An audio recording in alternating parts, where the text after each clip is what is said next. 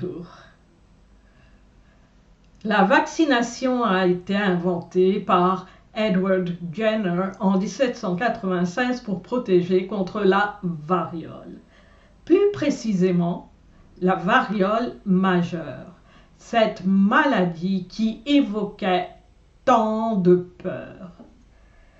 Logiquement, cela implique l'identification préalable d'un ensemble de symptômes cliniques définissant la maladie. Or, Jenner décrit dans le détail la variole bovine, mais pas une seule ligne sur la variole majeure. Il se contente d'en parler comme d'un fléau redoutable et il suppose donc qu'elle est connue de tous et est ainsi aisément reconnaissable. Mais était-ce vraiment le cas?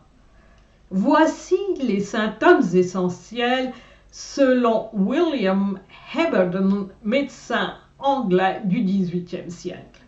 Urine couleur café, les premiers jours du sang dans les urines et les selles, qui peut ou non durer, douleurs atroces dans le bas du dos, vomissements, convulsions, puis au 5e jour des taches violettes qui deviennent par la suite des boutons remplis d'un sérum jaune, mais qui peuvent souvent déjà être présentes.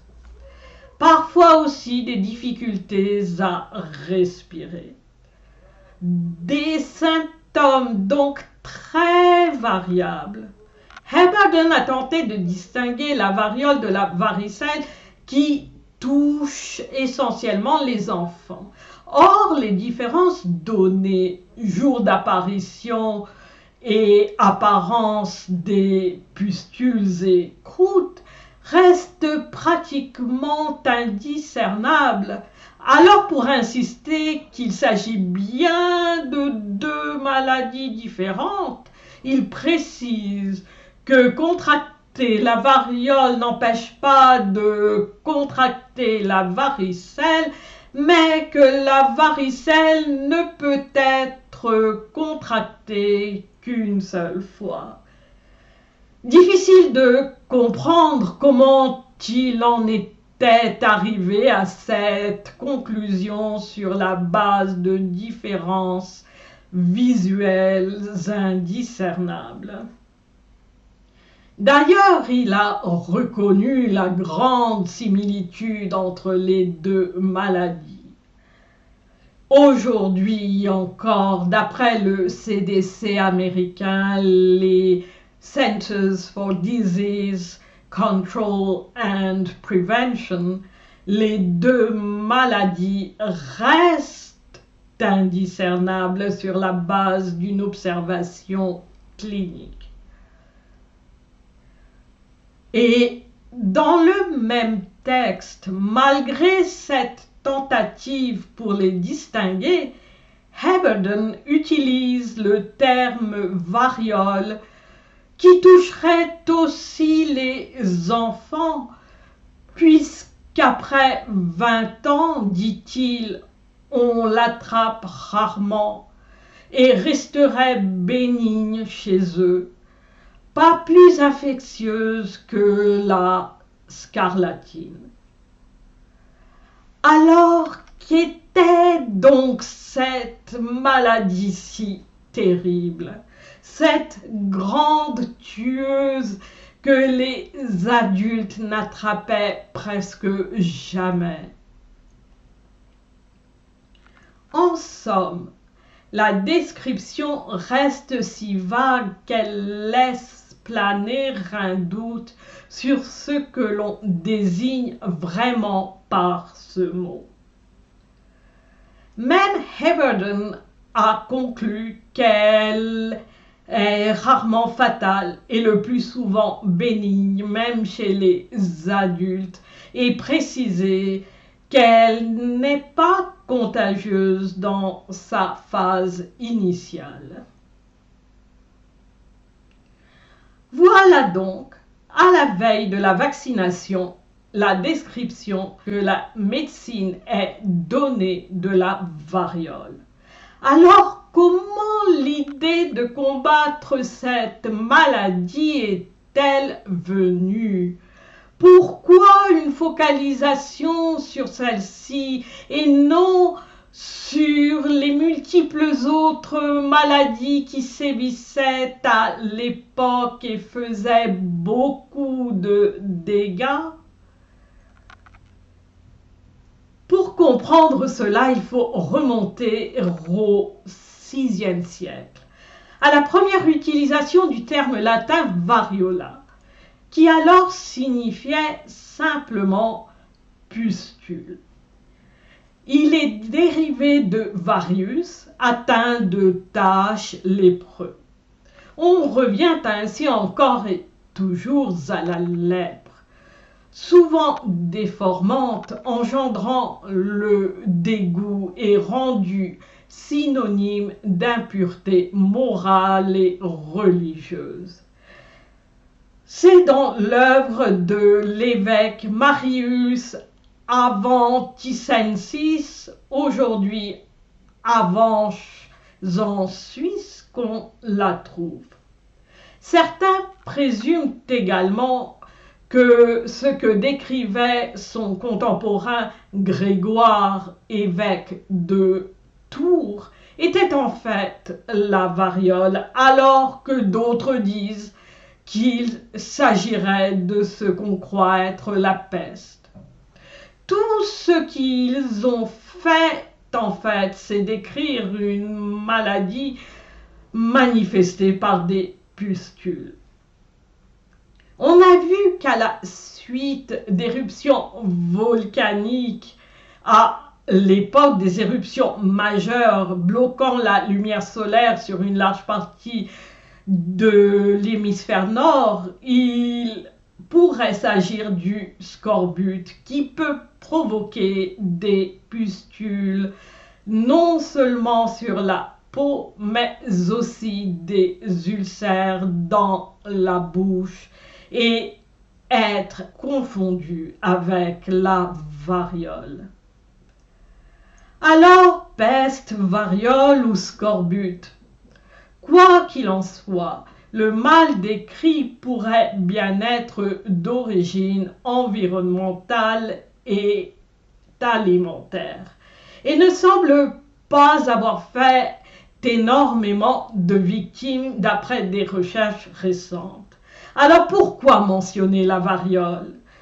Tout comme la lèpre, les premiers écrits européens sur celle-ci viennent, comme on le voit, de religieux et non de médecins. La variole serait-elle une forme de lèpre, si mal définie qu'elle incluait beaucoup de maladies de la peau et donc comme elle un signe de péché? Quoi qu'il en soit, jusqu'à tard au XVe siècle, variola, vérole en français, pox en anglais, a continué de désigner toute maladie caractérisée par des lésions cutanées éruptives. C'est alors qu'un événement a engendré une peur panique focalisée sur les véroles, donnant consistance à la peur de la lèpre déjà fomentée par l'Église, ainsi que de la peste médiévale qui pourrait aussi n'être que le scorbut comme on l'a vu. Peut-être que sans cet événement, ces peurs auraient disparu. De 1478 à 1498, durant le siège de Naples par le roi français Charles VIII, une maladie monstrueuse est apparue au sein de son armée, la syphilis. En quelques semaines, les corps se couvraient de pustules, la chair se décomposait. Appelé le mal français Morbus gallicus, on l'a renommé grosse vérole au XVIe siècle et distingué de ce qu'on a nommé la petite vérole sur la base de l'âge et de la méthode de transmission. La petite vérole était essentiellement une maladie infantile d'après des textes de l'époque, inévitable pour le passage à l'âge adulte. Et la grosse vérole, une maladie d'adulte transmise apparemment sexuellement. Son association au péché et en particulier à la luxure ont contribué à générer une panique qui a consolidé dans l'imaginaire collectif la peur d'une contagion physique invisible. La gestion de la sexualité était, comme on l'a vu, de plus en plus importante pour les autorités religieuses puis civiles. Mais les différencier restait difficile sur la seule base de l'observation clinique. La ressemblance visuelle entre les diverses afflictions cutanées est grande.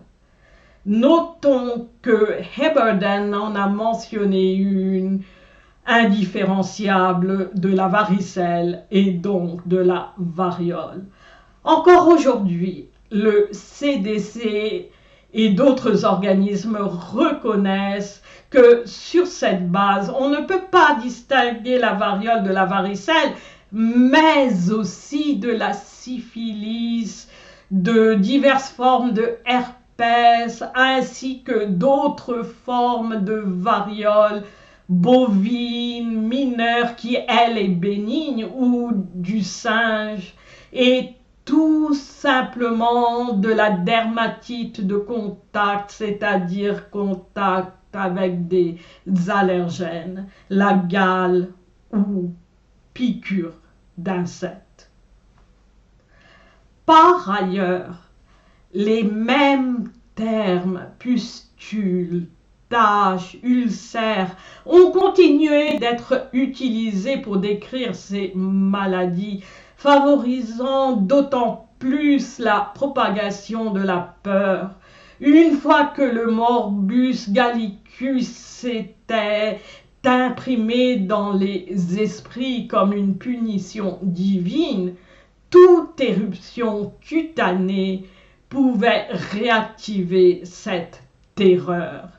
La peur de la contagion découlant de la grosse vérole, considérée sexuelle, honteuse, incurable, a contaminé la perception des maladies éruptives plus bénignes, notamment la petite vérole, devenue considérée comme une délivrance du péché originel.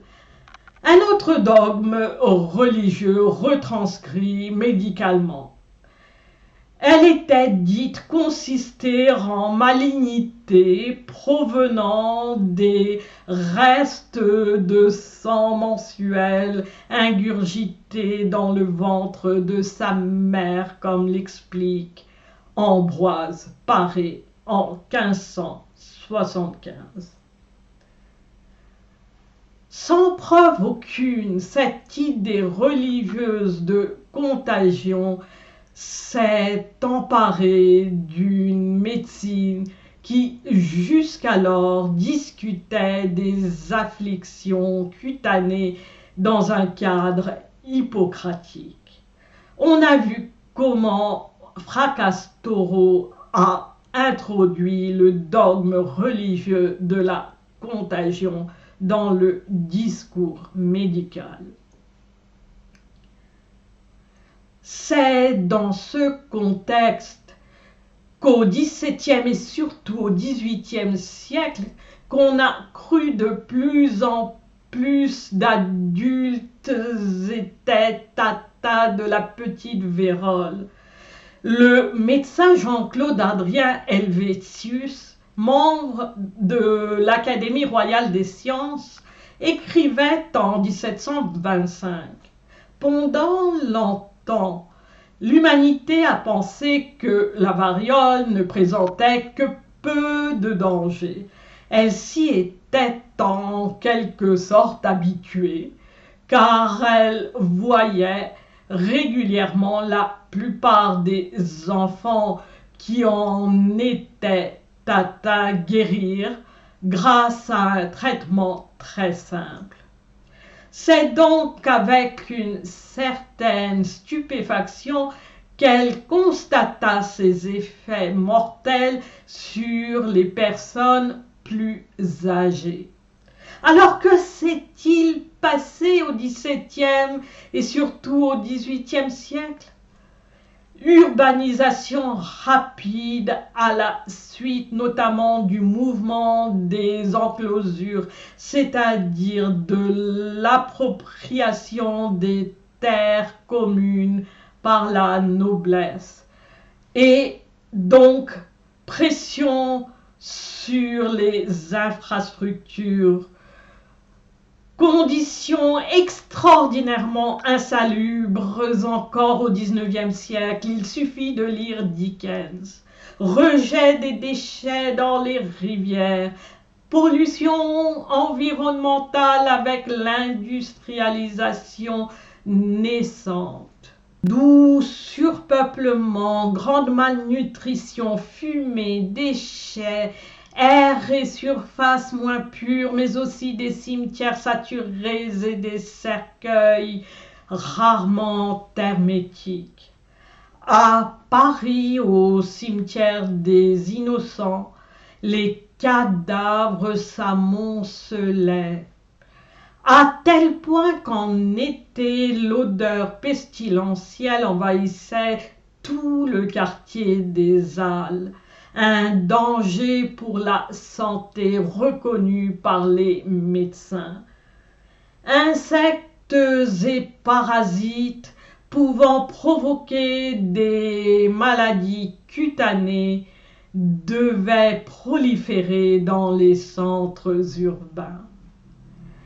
Contrairement au reste de l'Europe, l'Angleterre, où dès 1700 le charbon avait remplacé le bois comme la principale source d'énergie, d'après les registres paroissiaux du XVIIIe siècle, la cause majeure de décès à Londres et dans les villes du Nord était imputée à la variole.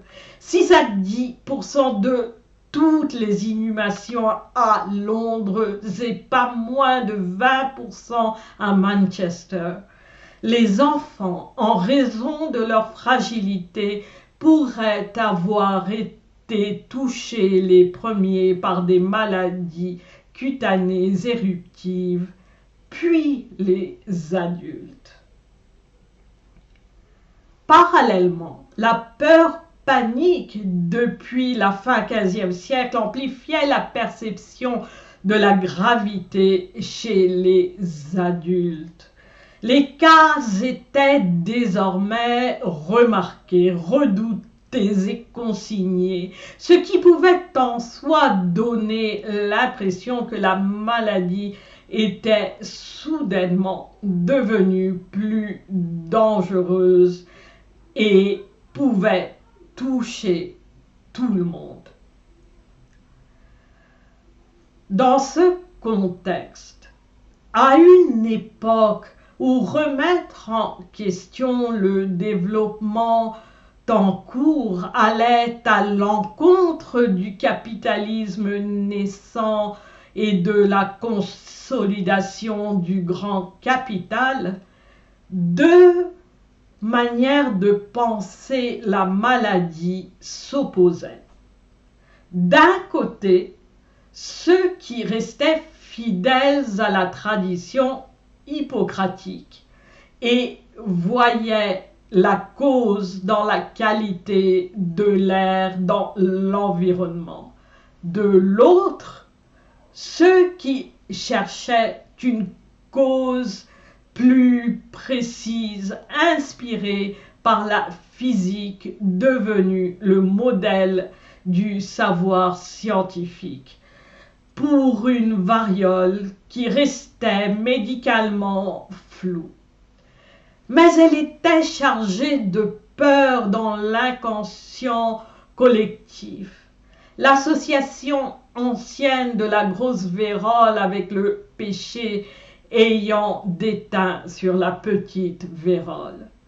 C'est dans ce climat qu'on voit émerger un engouement pour la variolation, une pratique venue du Moyen-Orient et d'Asie, qui gagne l'Europe au XVIIIe siècle et a poussé Jenner à développer la vaccination pour cette maladie mal cernée, dont la dangerosité et la contagiosité restaient à prouver. On en parlera dans la prochaine vidéo. Merci.